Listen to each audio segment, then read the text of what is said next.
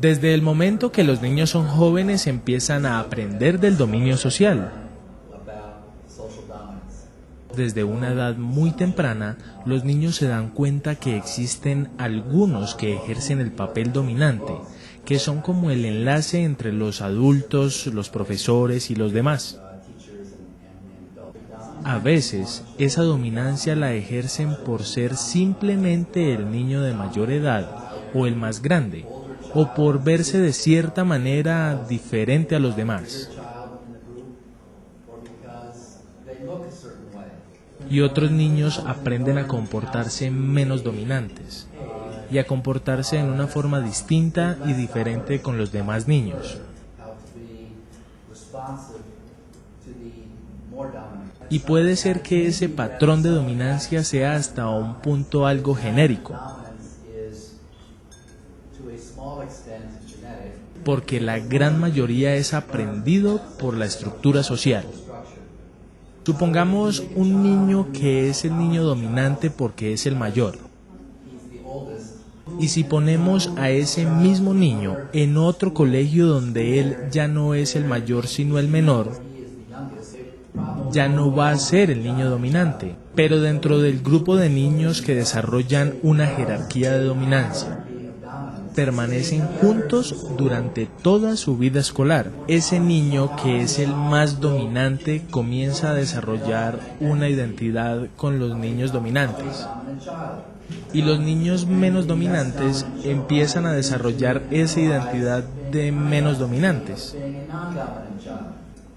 Los niños más dominantes empiezan a competir por los roles tales como el capitán de un equipo de deportes o algo de dominancia en el salón. Los padres y adultos comienzan a ver ese niño como el líder. Entonces, de aquí a que la mayoría de los jóvenes cumplimos 18 años, hemos comenzado a internalizar una imagen propia. Nos volvemos una persona que somos los mismos para ejercer la autoridad, o los que simplemente no ejercen autoridad, puesto que la mayoría de nosotros vivimos con esos patrones de dominancia social.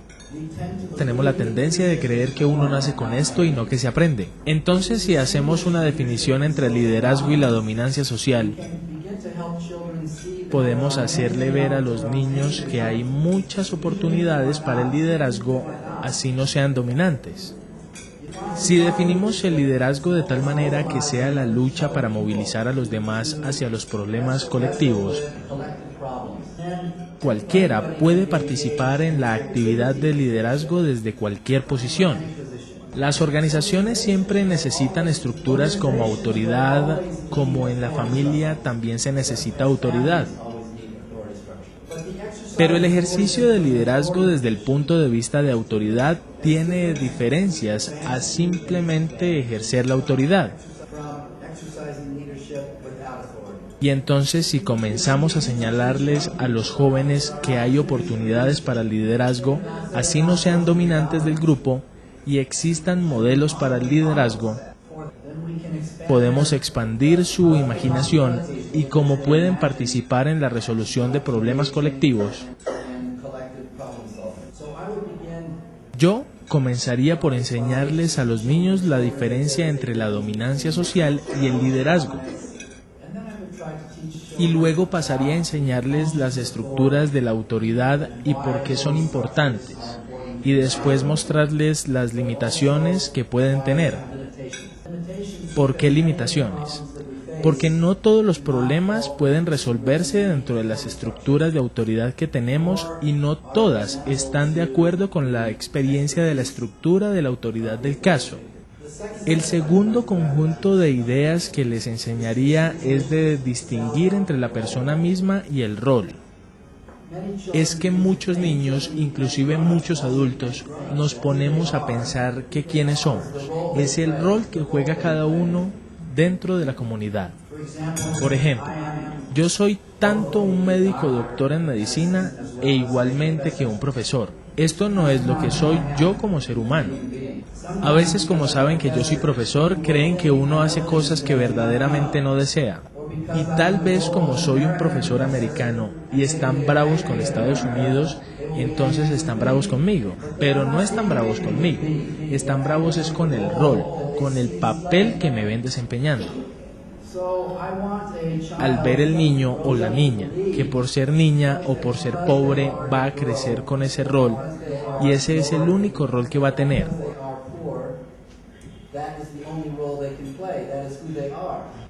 Muchos adultos que creen que es la persona que es el rol. Yo soy el médico, yo soy el presidente, yo soy el jefe. Pero hay un momento en todas nuestras vidas cuando ya entendemos ese rol, ese papel. Todo eso lo hacemos al final de sus carreras o de su labor, que se desorientan o se pierden o se han perdido ese rol, porque han llegado a confundirse a sí mismos con ese rol. Yo quiero que los niños sepan que todos los roles que desempeñan en el aspecto social no es lo mismo que el ser humano. Y después querría que los niños empezaran a entender algunas de las dinámicas de roles que se llevan a cabo dentro de sus comunidades en sí. Hay políticas en torno a los campos de juego o espacios escolares, entonces los niños ya tienen una gran cantidad de datos en él. Esos datos entre los cuales ya pueden ver la estructura social, inclusive al llegar a la edad adulta. Por ejemplo, ¿por qué un niño le da credibilidad? ¿Cómo es que un profesor ejerce la autoridad diferente de otro profesor? ¿Cómo son esos modelos de autoridad diferentes a los modelos de sus propias familias? ¿Cómo se manejan los conflictos en el salón, en la familia misma de ellos? ¿Por qué las dinámicas políticas dentro del juego, en el campo del juego, son muy similares a las dinámicas políticas en la alcaldía e inclusive en la Casa de Nariño? Entonces los niños ya tienen mucha información, pero no tienen una infraestructura para analizar la información que les llega todos los días. No tienen oportunidades de sentarse, integrizar y analizar las experiencias que les llegan todos los días. Esto es importante porque el liderazgo es una actividad de manejar procesos y los niños no tienen la oportunidad de aprender sobre esos procesos. Yo comenzaría con esa atención.